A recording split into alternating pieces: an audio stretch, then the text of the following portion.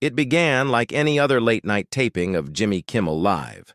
The lights warm and buzzing above the polished stage, the crowd seated with eager anticipation, the band casually riffing a soft jazz cue as the legendary Morgan Freeman stepped out from backstage, his posture regal, his demeanor effortlessly commanding, yet tinged with that familiar understated grace that made him not just a Hollywood icon but a figure of philosophical calm across generations. His entrance greeted with thunderous applause and a standing ovation that Kimmel himself jokingly brushed aside with his trademark grin. "Oh, come on, you guys didn't clap that hard when I walked out." But as Morgan took his seat in the guest chair and adjusted the lapel of his charcoal gray suit, something subtle in the air shifted. An electricity, a quiet resistance, like two titans sharing a stage where only one could truly command the narrative. And as Jimmy began with light banter, perhaps pushing a bit too hard on an anecdote about Freeman's past, mentioning in jest his involvement in political narration videos, and mockingly asking if Morgan ever got tired of pretending to be the voice of God. The tension in Morgan's gaze flickered, only briefly, like a match struck in a windstorm. And although the audience laughed, Morgan's voice dropped an octave, controlled and slow, replying, "You know, Jimmy, I don't pretend to be anything. I speak the way I speak because truth requires gravity."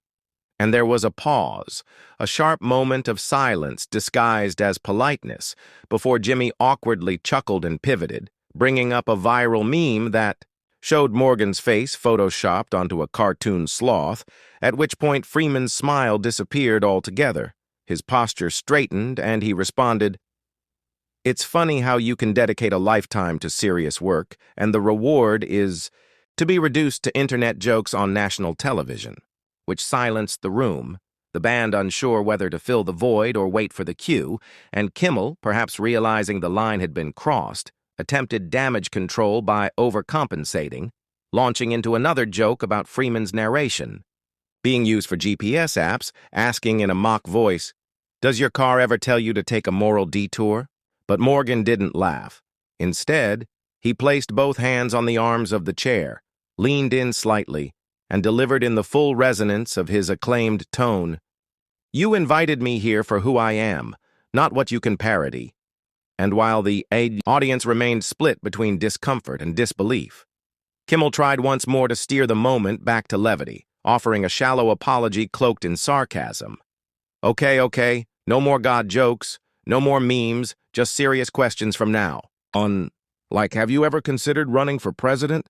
Which, to his dismay, wasn't received as humorous but rather disrespectful, to which Freeman responded, "The presidency is not a joke, and neither is legacy." And with that, an uneasy hush overtook the room, the audience unsure whether to applaud the conviction or recoil from the awkwardness. But what happened next turned a tense conversation into a moment etched in live television lore.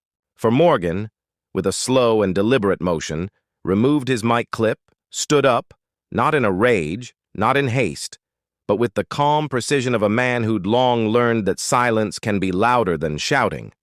And while Jimmy Kimmel stammered, "Wait, are you serious?"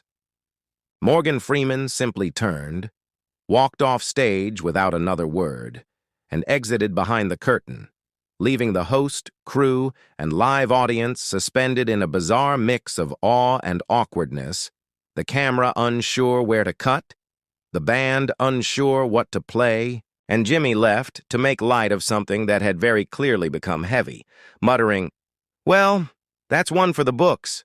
But no amount of post-show spin, PR rewrites, or late-night monologue jokes could erase the image of Morgan Freeman, a man defined by dignity, grace, and voice, choosing to walk away not because he was defeated, but because the moment no longer deserved his presence. And in the days that followed, as media headlines exploded with interpretations, speculation, and online debates, some accusing Freeman of overreacting while others praised him for holding ground in an increasingly superficial talk show culture, one truth remained undeniable. Something raw, real, and perhaps long overdue had happened on that stage. Not just a clash between host and guest, but a larger reflection of what it means to be respected in a world obsessed with reducing greatness, to soundbites and viral clips. And as Freeman's representatives released a quiet statement affirming his belief in thoughtful discourse and rejecting environments that weaponize humor to belittle, the conversation spilled far beyond entertainment, becoming a moment of reflection. Across social media, in op-eds and think pieces, and among those who'd long admired Freeman not just for his voice, but for his unshakable integrity, a reminder that even in a world built on cameras and applause, there are still those who know when it's time to stand up, step away, and let silence speak.